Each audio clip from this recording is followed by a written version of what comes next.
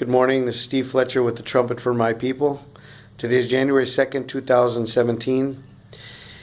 And I'm seeing a couple things here I want to share with you guys. I'm looking at the story of the Epiphany, which was the visit of the magi to Jesus in the book of Matthew, chapter 1 or chapter 2. But what I'm seeing is, okay, I was reading in the Jimmy Swaggart version of the King James Bible, and he has some comments in here, and I was kind of wondering about this. In Matthew chapter 2, verse 9, it says, when they had heard the king,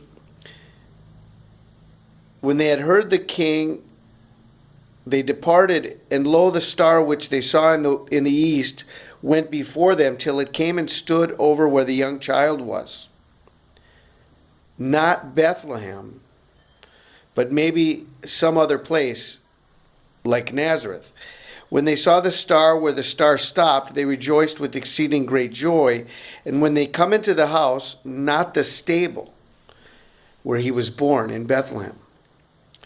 This is the comments. The comments by Jimmy Swaggart are saying it's not talking about the stable. It's not talking about the Bethlehem manger.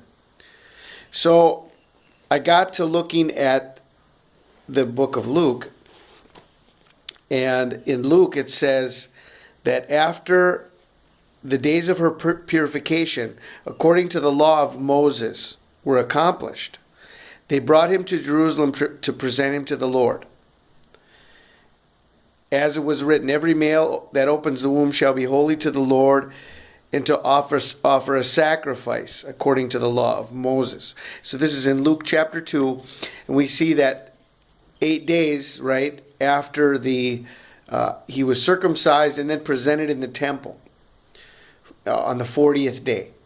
But then we go on to see that in Matthew chapter 1, and this is the important detail from Matthew that we need to understand.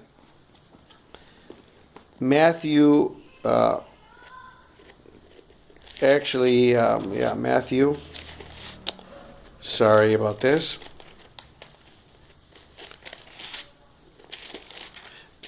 In what we need to understand from Matthew.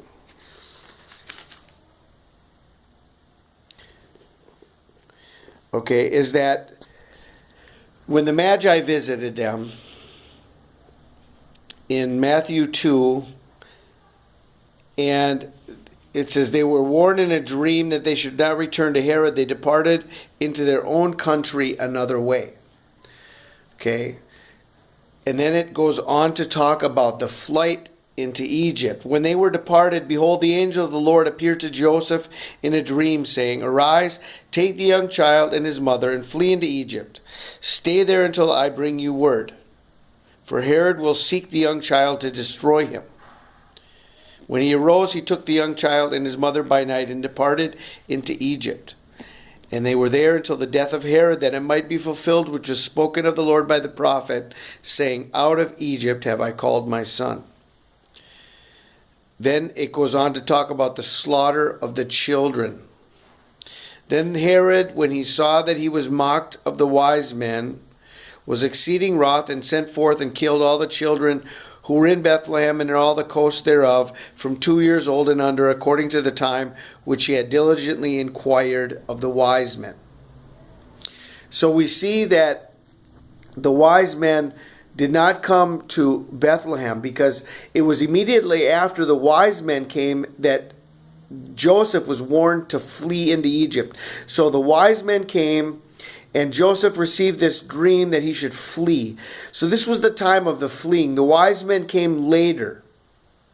Okay, so here is this interesting connection to, let's say, the Revelation 12 sign, which was months ago, leading up to the time of the Epiphany, which, the time of the manger, the time of the presentation is over and past, and then we have this time of the Epiphany where the kings come, and this is the same time that the kings come that has to do with the fleeing and the slaughter.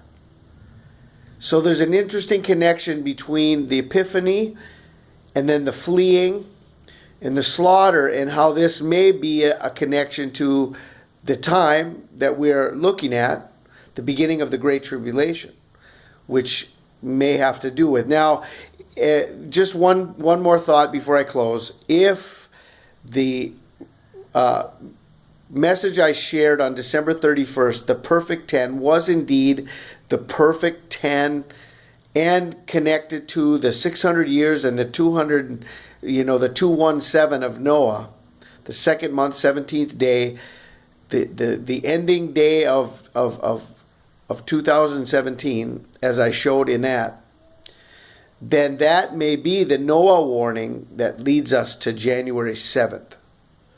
It's a 7-day Noah warning leading us to the Epiphany.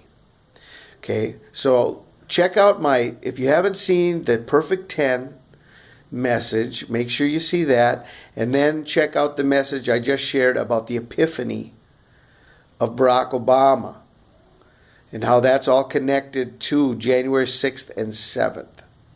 Okay, pray you guys are blessed today. Love you guys, and hope we're out of here real soon, huh? God bless.